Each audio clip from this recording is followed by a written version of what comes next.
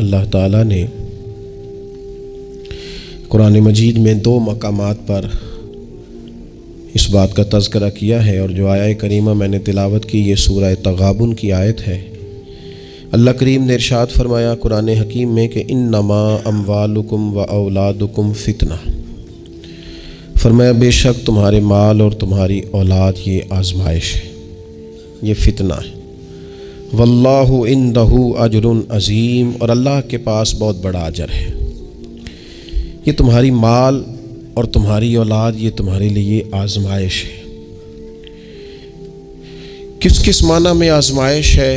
ایک تو اس معنی میں آزمائش ہے کہ کہیں ان کے پیچھے لگ کے تم اللہ کو اور اس کے پیارے رسول صلی اللہ علیہ وسلم کو بھول نہ جاؤ، اور کہیں مال و اولاد کے چکر میں تم اپنی دینی اور اخلاقی ذمہ داریوں سے پیچھے نہ ہٹ جاؤ، اور کہیں مال اور اولاد کی محبت تمہیں اس طرح کا نہ بنا دے کہ تم مال میں جائز ناجائز کو بھول جاؤ اور اپنی اولاد کو دیکھتے رہو اور کسی کی اولاد کا حق بھول جاؤ، کہیں دوسروں کا حق چھین چھین کے اپنے بچوں کے پاس نہ لاتے رہو۔ یہ آزمائش ہے مال اور اولاد۔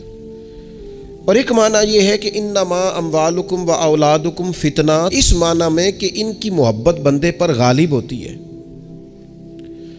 تو کہیں اس محبت کے غلبے کی وجہ سے ان دونوں چیزوں کے اصل جو مقصود ہے ان سے نہ غافل ہو جانا۔ کہیں ایسا نہ ہو کہ تم مال کماتے رہو اور کماتے کماتے تم اللہ کی راہ میں خرچ کرنا ہی بھول جاؤ، اعتدال چھوڑ جاؤ، اور کہیں ایسا نہ ہو کہ تم اولاد سے پیار کرو اور پیار کرتے کرتے ان کی تربیت بھول جاؤ۔ سہولیات تو تم انہیں ساری دے دو لیکن وہ روحانی طور پر، اخلاقی طور پر، کردار و عمل کے طور پر مضبوط ہی نہ ہو سکے۔ تو میرے عزیز، اولاد اس معنی میں بھی فتنہ ہے کہ اس کی محبت بندے پر غالب ہوتی ہے، اور جب وہ غالب ہوتی ہے تو کئی دفعہ انسان آزمائش میں آ جاتا ہے۔ اور یہ جو مفہوم ہے نا کہ اولاد کی محبت غالب ہوتی ہے تو آزمائش بنتی ہے، اس کو تو خود نبی پاک علیہ السلام نے بیان کیا۔ ترمذی کتاب المناقب میں حدیث موجود ہے، اللہ کے پیارے رسول صلی اللہ تعالی علیہ وسلم جمعۃ المبارک کا خطبہ ارشاد فرما رہے تھے۔ دوران خطبہ محبوب کریم کی نظر پڑی تو حسنین کریمین آ رہے ہیں، اور آتے آتے وہ لڑکھڑائے اور گر پڑے۔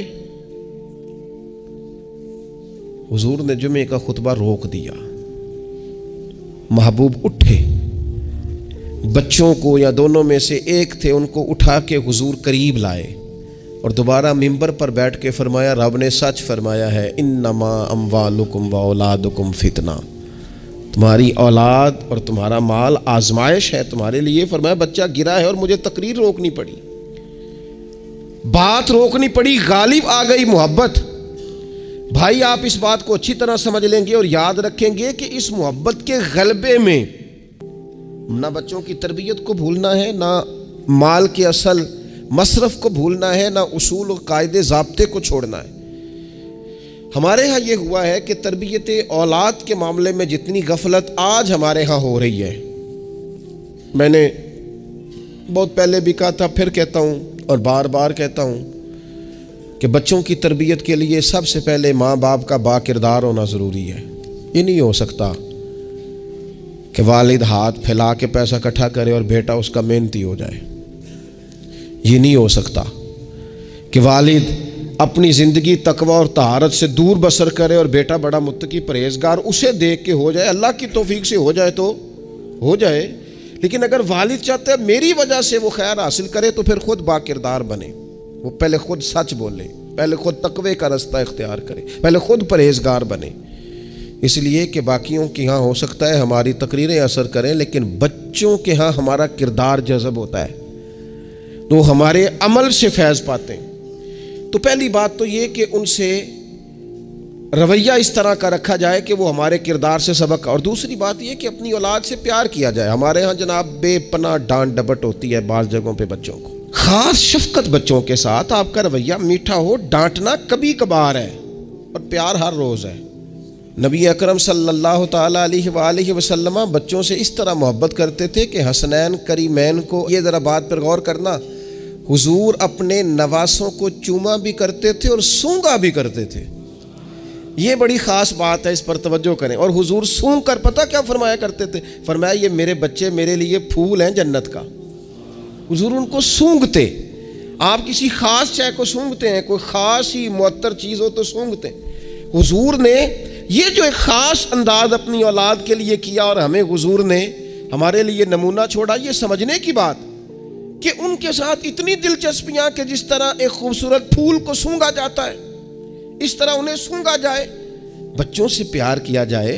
کچھ مطلب والد صاحب کہتے ہیں او جی میری نہ پھر پتر تو انہیں پتہ ہے نا میری پھر طبیعت کوڑی ہے.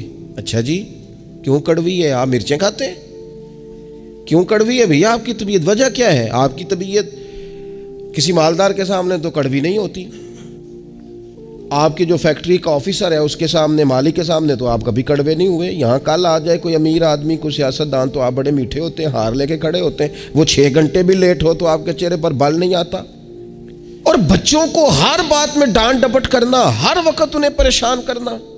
اپنی اولاد کو کبھی کسی کے سامنے نہ سمجھائیں, کبھی بھی.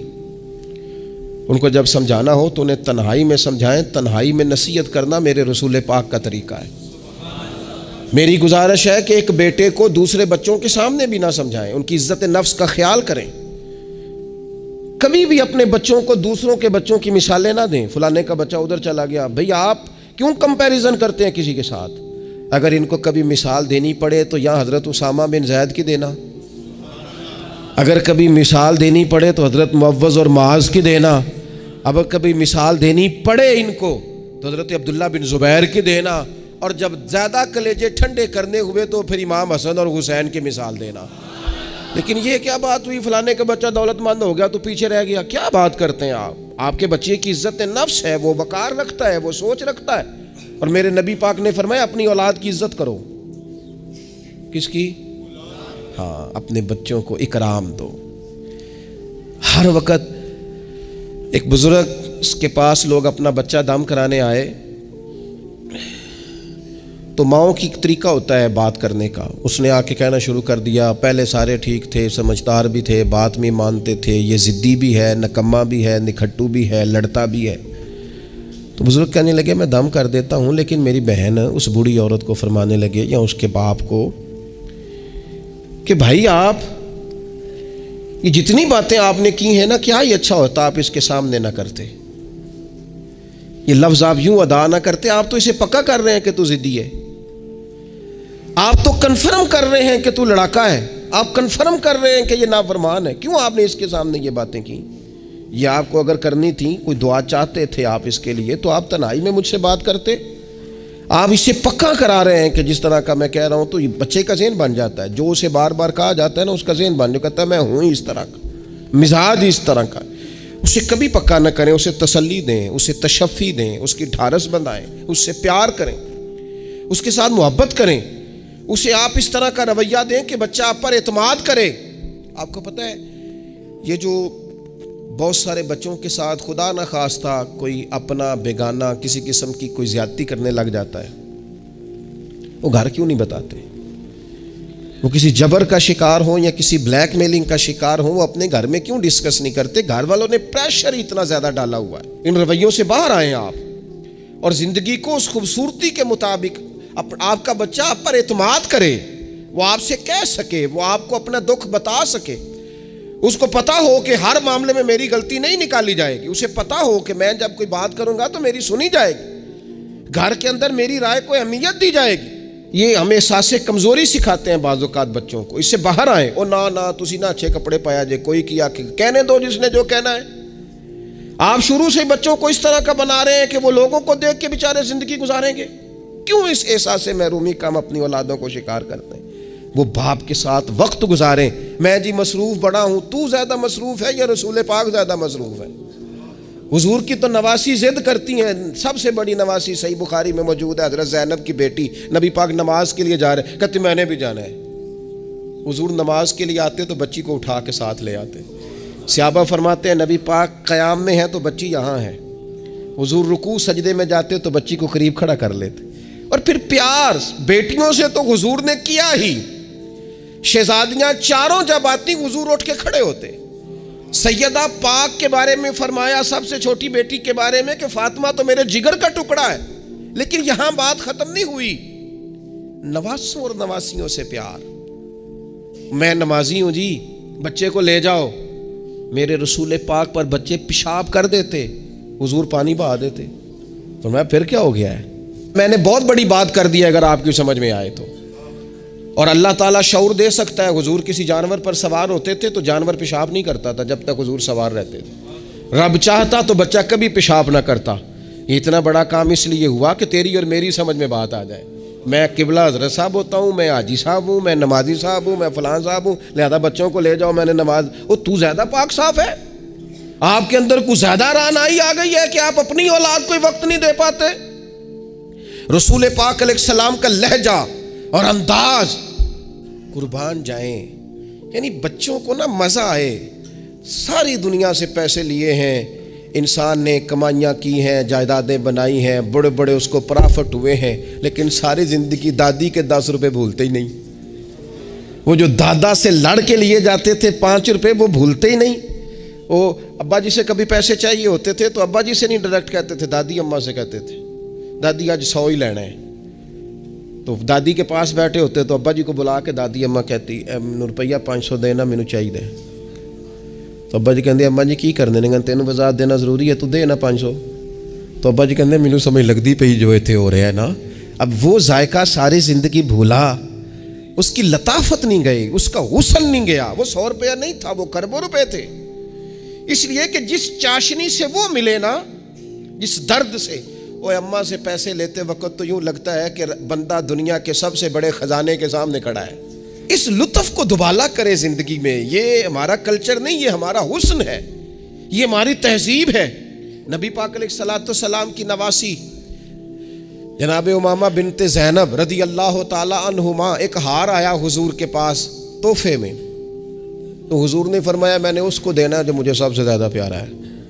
ازواج مطہرات کہتے ہیں دوڑ لگ گئی تھی، حفصہ کو ملے گا، میمونہ کو ملے گا، ام حبیبہ کو ملے گا۔ سیدہ عائشہ صدیقہ کہتی ہیں میرے دل میں بڑی بات تھی کہ اگر کسی اور کو مل گیا نا تو میں تو سمجھتی ہوں کریم سب سے زیادہ محبت ہی مجھ سے کرتے ہیں۔ کہتے ہیں یہ بات چل رہی تھی اور وہ جو تھوڑی دیر کے لیے وہ انتظار تھا کہ کس کو ملے گا، تو وہ انتظار بڑا حسین، بڑا خوبصورت تھا، اس میں بڑی رعنائی تھی۔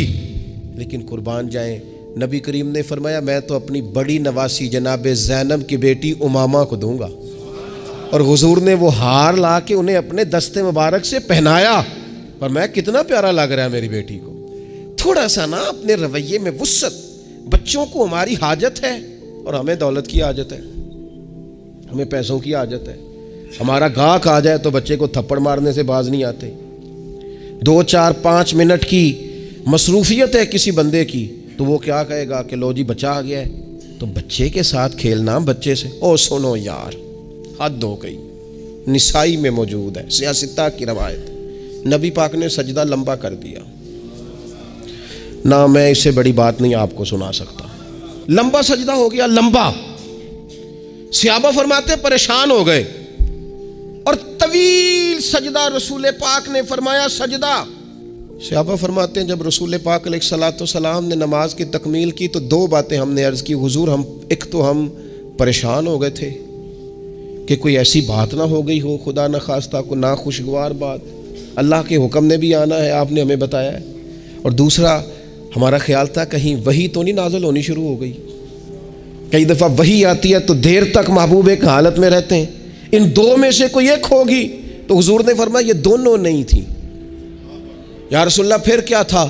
فرمایا وہ میرے بیٹوں میں سے نا، حسن اور حسین میں سے ایک میرے کندھے پہ سوار ہو گیا تھا، اور یہ لفظ ہے حدیث پاک میں سیاستہ میں، فرمایا مجھے اچھا نہیں لگ رہا تھا کہ میں بچے کو اتاروں گا تو وہ ذرا ناگوار محسوس کرے گا۔